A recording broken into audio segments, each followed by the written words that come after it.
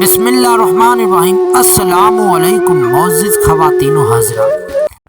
حضرت ابو ہریرہ رضی اللہ تعالیٰ عنہ سے روایت ہے، رسول پاک صلی اللہ علیہ وآلہ وسلم نے فرمایا، جب تم میں سے کوئی شخص سوتا ہے تو شیطان اس کے سر پر 3 گرہ لگا دیتا ہے اور ہر گرہ دیتے وقت یہ پڑھتا ہے، لمبی رات ہے سو جا۔ پھر اگر وہ جاگ کر اللہ کا ذکر کرے تو ایک گرہ کھل جاتی ہے،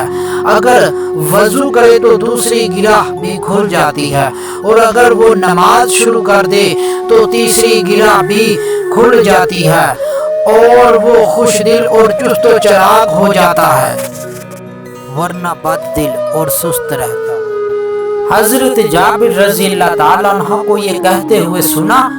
کہ میں نے رسول اللہ صلی اللہ علیہ وآلہ وسلم کو فرماتے ہوئے سنا، بے شک آدمی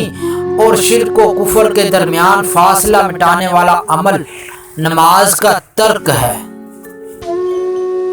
سیدنا ابو ہریرہ رضی اللہ تعالیٰ عنہ سے مروی ہے کہ رسول اللہ صلی اللہ علیہ وآلہ وسلم نے فرمایا، جس نے ہر نماز کے بعد 33 مرتبہ سبحان اللہ، 33 مرتبہ الحمدللہ اور 33 مرتبہ اللہ اکبر کہا، یہ 99 کلمات ہو گئے۔ پھر اس نے 100 کو پورا کرنے کے لیے کہا، لا الہ الا اللہ وحدہ لا شریک لہ لہ الملک ولہ الحمد وہو علی کل شیء قدیر، تو اس کے گناہ بخش دیے جائیں گے، اگرچہ وہ سمندر کی جھاگ کے برابر ہی کیوں نہ ہو۔ حضرت فضالہ بن عبید رضی اللہ تعالیٰ عنہ سے روایت ہے کہ رسول اللہ صلی اللہ علیہ وآلہ وسلم نے فرمایا، ہر میت کے عمل کا سلسلہ بند کر دیا جاتا ہے سوائے اس شخص کے جو اللہ کے راستے میں سرحد کی پاسبانی کرتے ہوئے مرے، تو اس کا عمل قیامت تک کے دن تک بڑھایا جاتا رہے گا اور وہ قبر کے فتنہ سے مامون رہے گا۔ میں نے رسول اللہ صلی اللہ علیہ وآلہ وسلم کو یہ بھی فرماتے ہوئے سنا، مجاہد وہ ہے جو اپنے نفس سے جہاد کرے۔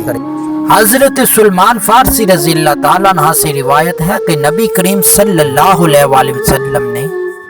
ارشاد فرمایا، جو شخص جمعہ کے دن غسل کرے اور خوب اچھی طرح سے پاکی حاصل کرے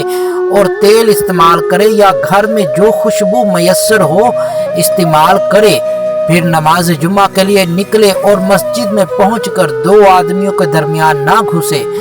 پھر جتنے ہو سکے نفل نماز ادا کرے، اور جب امام خطبہ شروع کرے تو خاموشی سے سنتا رہے، تو اس کے اس جمعے سے لے کر دوسرے جمعے تک سارے گناہ معاف کر دیے جاتے ہیں۔